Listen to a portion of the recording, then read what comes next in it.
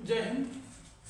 आपका अपने YouTube channel an education hub में बहुत सारी शुभकामनाएं हैं। आज हम लोग बात करेंगे टूर रिपोर्ट का। जो भी विद्यार्थी भूगोल पढ़ रहे होंगे ग्रेजुएशन में, उन्हें यह बात पता होगा कि जब वो 5th सेमेस्टर में गए होंगे, एक टूर रिपोर्ट तैयार करना होगा। उन्हें 2 फाइलें बनानी होगी, एक विलेज सर्वे रिपोर्ट बनाना है और दूसरा एक टूर रिपोर्ट तैयार करना है। तो हम आज बात करेंगे टूर रिपोर्ट का। अगर आप विलेज सर्वे रिपोर्ट देखना चाहते हैं तो हमारे डिस्क्रिप्शन में जाएंगे तो वहां पर लिंक दिया गया, वहां से आप देख सकते हैं। तो आज हम बात करेंगे टूर रिपोर्ट की। टूर रिपोर्ट माने जब कोई व्यक्ति कहीं घूमने जाता है तो वह क्या करता है, वहां के बारे में जो देख करके लिखता है वह हो जाता है टूर रिपोर्ट। लेकिन यहाँ पर हम शैक्षणिक भ्रमण की बात कर रहे हैं। शैक्षणिक भ्रमण वह होता है जब कोई विद्यार्थी अपने स्कूल कॉलेजों के शिक्षकों द्वारा किसी जगह पर जाता है और वहाँ की देख करके वहाँ का रूपरेखा, वहाँ के ढांचा, वहाँ का भौगोलिक स्थिति, राजनैतिक स्थिति और सामाजिक स्थिति का जब वर्णन वह करता है, वही कहलाता है टूर रिपोर्ट। आज हम बात करेंगे टूर रिपोर्ट तैयार कैसे करें, क्योंकि विद्यार्थियों को टूर रिपोर्ट बनाने में बड़ी दिक्कत हो रही है। उसको लेकर के हम आज इसे बताएंगे। तो देखिए, जब आप टूर रिपोर्ट बनाना शुरू करेंगे तो अगर आप अपने टीचरों के साथ कहीं पर जाते हैं या फिर आप अकेले जाते हैं, टीचरों की सलाह पर गए हैं, तो अगर आपको लिखना है, भूगोल की बात हम कर रहे हैं, या फिर आप बीएड में होंगे तो बीएड में भी शायद टूर रिपोर्ट बनता है, फिर शिक्षा शास्त्र में भी बनता है। लेकिन आज मेरा जो मेन फोकस है वह सिर्फ और सिर्फ भूगोल विषय को लेकर के है। तो आज हम भूगोल विषय की जो हम बात करेंगे उसमें हम यह देखेंगे कि जो सबसे पहला, उसमें हम 6 पॉइंट नोट करेंगे। पहले देखेंगे हम टूर रिपोर्ट तैयार करने से पहले कवर पेज बनाएंगे। कवर पेज पर क्या होगा, आपके कॉलेज का फ्रंट पेज पर आप अपने कॉलेज का फोटो लगा सकते हैं, या ग्रुप फोटो अगर आपके पास है तो आप ग्रुपिंग फोटो लगा सकते हैं। वहां पर कॉलेज का नाम और कॉलेज का लोगो लगा दीजिए और उसके नीचे बाएं साइड में आप अपना नाम, रोल नंबर और कुछ जो आपके कॉलेजों की जानकारी है आपसे संबंधित, यानी रोल नंबर हो गया, आपका नाम हो गया और आपके क्लास हो गए, उसे लिखिए। और उसके राइट साइड में आप जो है कि टीचर का नाम, यानी कि आप जिसके निर्देशन में टूर में गए थे उसके नाम लिख दीजिए। आप जिसको जमा करेंगे उसे उसका नाम लिख दीजिए। और अब बात कर रहे हैं कवर पेज के बाद दूसरा होगा उद्देश्य, यानी कि कोई भी व्यक्ति जब कोई भी काम करता है उसका कुछ न कुछ उद्देश्य होता है, और उद्देश्य के परिपथ से अगर हम देखेंगे तो हमें उद्देश्य को भी लिखना है। या हम कह सकते हैं बहुत से किताब जो आप लेते हैं उसके दूसरे पेज पर लिखा होता है 2 शब्द, यानी उसमें जो पूरी किताब होती है उसके सार जो है 2 शब्दों में लिखा होता है। तो यहाँ पर हमें लिखना है उद्देश्य। और जब आप उद्देश्य लिखेंगे तो यहाँ पर आप लिखेंगे कि हम टूर में क्यों गए, टूर में जाने का क्या उद्देश्य है, इसके विषय पर जो आप लिखेंगे, इसमें आप क्या लिखेंगे आप सुनिए। इसमें आप ये लिखें कि यानी कि जो हमें किताब में अप्रत्यक्ष रूप से पढ़ाया जाता है और जब हम टूर पे जाते हैं तो उसे प्रत्यक्ष रूप से देख करके जो ज्ञान ग्रहण करते हैं वह हमारा ये उद्देश्य होता है। क्योंकि मान लीजिए, माना आप जौनपुर के बारे में पढ़ रहे हैं और आप जौनपुर के बारे में किताबों में पढ़ा है कि जौनपुर में अटाला मस्जिद है, यहाँ पर 5 नदियाँ हैं और यहाँ पर जो है कि गोमती नदी से एक ऊपर जो है कि जो शाही पुल है उसके आगे एक बहुत ऐतिहासिक शेर और जो है कि घोड़ा है। ये चीजें आप पढ़े हैं ना, तो इसको अगर जो आप जौनपुर में टूर आए और आप जौनपुर में उस चीज को देखेंगे, यही हो जाएगा उसका प्रत्यक्ष, यानी कि टूर का क्या उद्देश्य होता है, किसी चीज को विद्यार्थियों को प्रत्यक्ष रूप से दिखाना या प्रत्यक्ष रूप से समझाना, ये उसका उद्देश्य होता है। तो हम एक उद्देश्य लिख लेंगे, बहुत ज्यादा मत लिखिएगा।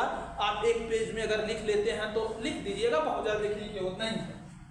उसके बाद जो तीसरे पॉइंट है, तीसरे पेज में हम लिखेंगे, वह लिखेंगे प्रस्तावना। प्रस्तावना क्या होता है, वो उसका पूरा बात शुरू में ही बता दी जाती है। जैसे आप संविधान पढ़ते हैं तो आप संविधान में देखते हैं कि संविधान की पूरी निचोड़ उसके प्रस्तावना में रख दी गई है। उसी प्रकार से आप जो है प्रस्तावना में भी अपने टूर का पूरा विवरण दे देंगे लाइन बाय लाइन करके कि हमको ये चीजें यहाँ से हमने निकला, यहाँ पर गया, ये सब चीजें आप इसके बारे में दे देंगे। और इसके बाद जो सबसे महत्वपूर्ण चीज है वह आभार व्यक्त करना। तो आप आभार व्यक्त करने में आपको लिखना पड़ेगा, जैसे आप अगर कॉलेज से आपके टूर जाता है तो उसमें हो सकता है कि आपके प्रिंसिपल का बहुत बड़ा योगदान हो, तो प्रिंसिपल को आभार व्यक्त करिए। और आपके विभागाध्यक्ष, जो आपके विषय के जो विभागाध्यक्ष होंगे, उनका महत्वपूर्ण योगदान होता है। और उनमें जो और प्रोफेसर होते हैं, जो असिस्टेंट प्रोफेसर होते हैं, उनके बारे में आपको 2 लाइन लिखना होता है। इसमें आप लिखेंगे कि आप जिस भी टीचर के निर्देशन में आप टूर में जाते हैं उसके बारे में आप लिखेंगे। तो कि ऐसे आप लिखेंगे आभार में कि जिस भी अध्यापक में आप जाते हैं, आभार में आप व्यक्त करेंगे कि सर आपके दिशा निर्देश में मुझे इस जगह पर जाने का अवसर प्राप्त हुआ, इतनी चीज़ों की जानकारी मुझे प्राप्त हुई, इस कारण मैं आपका आभारी हूँ। और टीचर जो रहेंगे उनका नाम लेकर करके आप विस्तारित तौर पर लिख सकते हैं। आभार को लेकर के हम एक दूसरा वीडियो बना देंगे जिसमें हम पूरा लिख करके आपको बता देंगे। अब हम जो मेन बात है, यानी अब हमारा सार शुरू होता है। यह 3 तो उसके जो आपने 4 की बात किए, यह सिर्फ तैयार करने की बात हो। जैसे शादी के पहले, शादी सिर्फ मेन मुद्दा होता है, लेकिन उसके पहले जो तमाम डेकोरेट किए जाते हैं, तमाम व्यवस्थाएं किए जाते हैं, वो सिर्फ अपना जो है कि अपने आप को दिखाने के लिए किया जाता है। इसी प्रकार से फाइल का जो मेन उद्देश्य यहाँ से शुरू हो रहा है, यह सब सिर्फ उसको सजाने के चक्कर में किया जा रहा है। मेन बात यहाँ से शुरू होगा। तो चलिए, अगर हम मुख्य विषय की बात करते हैं, उसमें हम सिर्फ चलिए जौनपुर है लिखा, तो हम जौनपुर के ही बारे में ले लेते हैं। कि मान लो कि कोई भी विद्यार्थी जौनपुर में भ्रमण करने के लिए आया, अपने अध्यापकों के साथ या अकेले गया, तो सबसे पहले जो आप उसको लिखेंगे, तो आप जौनपुर का नक्शा बना लेंगे। नक्शा आप नहीं बना पाएंगे, हम जानते हैं। तो आप क्या करिएगा, नेट से निकाल लीजिएगा, और आप इंटरनेट से जौनपुर का नक्शा निकालने के बाद उसको लगाइएगा। और इसके बाद हम क्या करेंगे, दूसरे पॉइंट पर जौनपुर के ऐतिहासिक पृष्ठभूमि को लिखेंगे, या किसी भी जगह पर जाएंगे उसके ऐतिहासिक पृष्ठभूमि को लिखेंगे। जब ऐतिहासिक पृष्ठभूमि की बात करते हैं तो देखिए ऐतिहासिक पृष्ठभूमि क्या होता है। जैसे जौनपुर की बात करें, आज इसका नाम जौनपुर है, लेकिन प्राचीन समय में इसका नाम सिराज-ए-हिंद था। तो हम बात करेंगे सिराज-ए-हिंद, और यहाँ पर प्राचीन समय में यहाँ की शिक्षा व्यवस्था कैसी थी, यहाँ पर शासन व्यवस्था कैसा था। जैसे जौनपुर की अगर हम बात कर रहे हैं, तो जौनपुर एक समय ऐसा था जो शिक्षा का केंद्र हुआ करता था, और सरकी शासन काल में सरकी का राजधानी भी हुआ करता था। इस कारण इसके ऐतिहासिक पृष्ठभूमि को हम भी लिख लेंगे। और दूसरी चीज जो सबसे महत्वपूर्ण भूगोल विद्यार्थियों के लिए आता है, वह होता है भौगोलिक पृष्ठभूमि का अध्ययन करना। जब आप भौगोलिक पृष्ठभूमि का अध्ययन करेंगे, इसमें आप यह देखेंगे कि देखिए सबसे पहले भौगोलिक पृष्ठभूमि में आप अक्षांश और देशांतर के बारे में लिखेंगे। आप जानते होंगे, भूगोल के विद्यार्थी तो आप जानते होंगे, अक्षांश और देशांतर यानी कि इसकी स्थिति के बारे में लिखेंगे। इसका क्षेत्रफल कितना है, क्षेत्रफल इसका लिखेंगे, और इसके साथ यहाँ की जनसंख्या क्या है, यहाँ की जनसंख्या लिखेंगे। यहाँ पर लिंगानुपात, ये जनसंख्या में ही एक हेडिंग और बनाएंगे, लिंगानुपात। जो आपका लिंगानुपात होता है, इसमें लिंगानुपात लिखेंगे। इसके बाद इसमें क्या लिखेंगे, यहाँ की भूमि कैसी है, क्या लिखेंगे, यहाँ की भूमि कैसी, सब 4-4, 6-6 लाइन लिखेंगे सबके बारे में। यहाँ पर सिंचाई की क्या व्यवस्था है, यहाँ पर सिंचाई की व्यवस्था क्या है, यहाँ पर कृषि व्यवस्था कैसी है, यहाँ पर नदियाँ कैसी हैं, यहाँ पर और क्या प्राकृतिक कोई यानी पर्वत पठार ऐसे कुछ चीजें हैं जिसमें हम इसके बारे में चर्चा करेंगे। और इसके बाद आता है राजनैतिक। जो राजनैतिक आता है, तो राजनैतिक पृष्ठभूमि में हम लिखेंगे कि यहाँ का मुख्यालय कहाँ है, और यहाँ पर लोकसभा की सीटें कितनी हैं, विधानसभा की सीट कितनी है, यहाँ पर तहसील कितने हैं, यहाँ पर ब्लॉक कितने हैं, इन सब के बारे में भी हम लिख सकते हैं।